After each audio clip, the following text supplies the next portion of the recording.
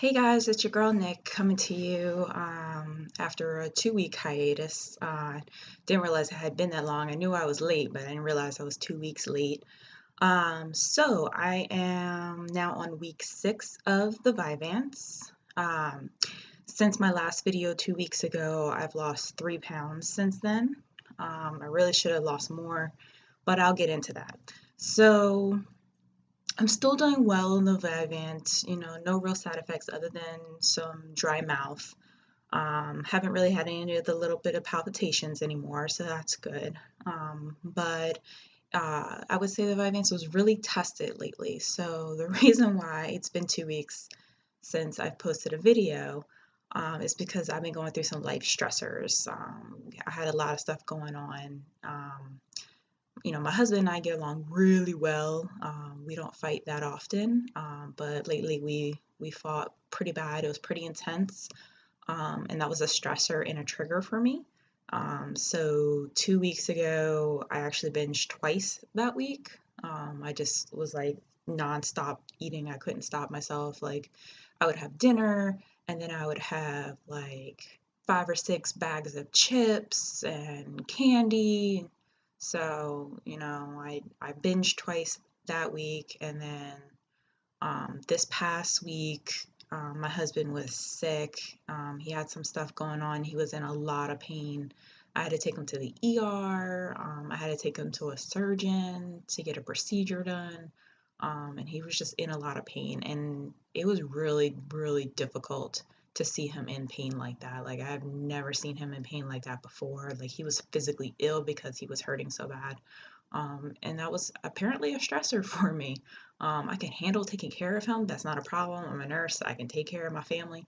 But it was really difficult seeing him in pain. So I found out that is a trigger for me. And so I binged twice this week as well. I really fought not to. I wanted to binge for a third time last night.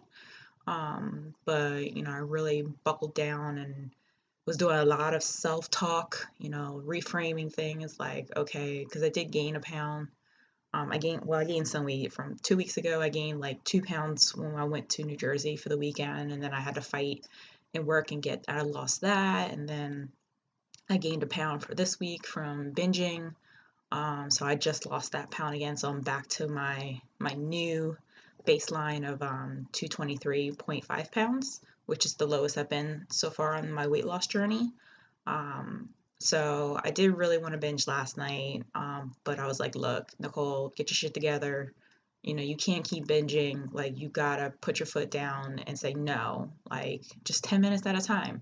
Be like, oh, I want to binge, I want to binge, I want to binge. Be like, okay, let me wait 10 minutes, see how I feel. Then the 10 minutes comes, okay, I made it 10 minutes. Let's go another 10 minutes, see how I feel. Then 10 minutes. And then, I find that helps and that gradually builds up to the next thing you know, you're going to bed and you haven't binged. So that's definitely a trick that I've been using, or a coping skill or whatever you want to call it, to help fight the urge to binge. I did also tell myself, because I've been binging a lot on chips, just like bags upon bags of chips. So I told myself last night, like, look, you can't have no chips. You could have, because I'm also carb counting. So I was like, you could have like a sugar-free pudding, or I can have like a cheese stick, or I can make some eggs with some fat-free feta cheese. So I ended up having the pudding and the fat-free feta cheese because at least it's protein, which is good. Because the other thing that's bad with me carb counting and because of my high insulin levels, with me binging on chips right before bedtime, that is the worst thing that I could be doing for my sugar levels right now. So, I really need to get a handle on that. So last night, it was tough, but I made it through. So, and I weighed myself today. I'm still weighing myself every day. So I had lost that pound I had regained. So, I'm back down to my lower weight. So I just got to keep trucking on and keep going on. So that's really what's been going on in my life, just trying to handle being triggered by stress. I am in therapy for the binge eating disorder. We haven't really gotten to the point yet where we could talk about forming new coping mechanisms, She did want me to journal, but journaling really isn't my thing, so I think we're gonna have to try find something else. But really, what we've been working on so far is getting history of my life. Last week, she had me write down all the significant things that have happened in my life, both good and bad. And I could also add positive, not positive, but goals for the future as well. So I wrote down all those things, and it was like I was writing really, really little, and it was like a whole sheet of paper. So like we went from like birth to like age 11 is as far as we got in the last session. But I mean, the first thing she said when she looked, she's like, "You've been through a lot of trauma in your life," and that's not the first time I've heard that. I've been in therapy for years and upon years because of other stuff. And I've heard therapists refer to stuff. I call it stuff, but I've heard them call it trauma, and I just have a really hard time accepting that I've been through trauma in my life, because to me trauma is getting assaulted or getting sexually assaulted, rape, incest, kidnapped, things like that to me is trauma. And I know I've gone through some very significant things in my life, but I don't see it as trauma. So I'm really having a hard time wrapping my head around that term. But I've been going every week for a couple weeks now. I go see her again on Monday. Uh, so that's mainly what's been going on. Oh, the other thing that's been going on, so I've been stressed. I'm not sure if I'm going to make another video about it or not, but I have a history of abnormal pap smears with having procedures, and I've had surgery because of precancer. And I've been good for about 10 years, but the last like 2 years, my paps have started coming back abnormal again. And I just had my annual this week, and it came back abnormal. And so my gynecologist wants to do a colposcopy, which in itself is not painful. It's the same type of procedure as having a pap smear, except for they will take the solution and swab it on your cervix, and then take a giant microscope and look at your cervix for areas that look abnormal. However, for me, when I have a colposcopy, and I've had multiple ones, that always turns into having to have biopsies as well. And biopsies are very, very painful.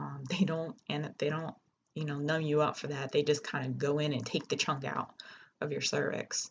I'm really anxious on that appointment on Monday. Today is Saturday. To have that done, because I know I'm going to be in pain and it sucks. And I know we came up with a game plan. My OBGYN is like, if the biopsy comes back abnormal, then, I want to freeze the abnormal areas to get rid of them. She's like, why not just take care of it? And like, I totally get where she's coming from. But, the more I think about it, my problem is this keeps coming back, and it keeps coming back, and it keeps coming back. Every time I go for a new pap smear colposcopy every year, it comes back again.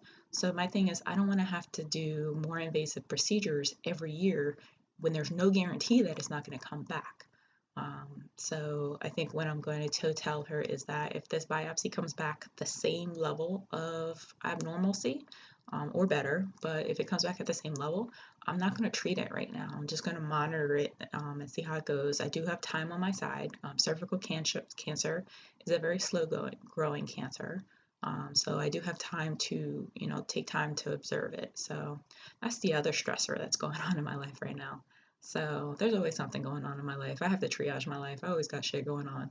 But that's week 6 for me, and I'll try to be better about posting these back every week. I'm looking forward to seeing you guys again next week. Bye bye.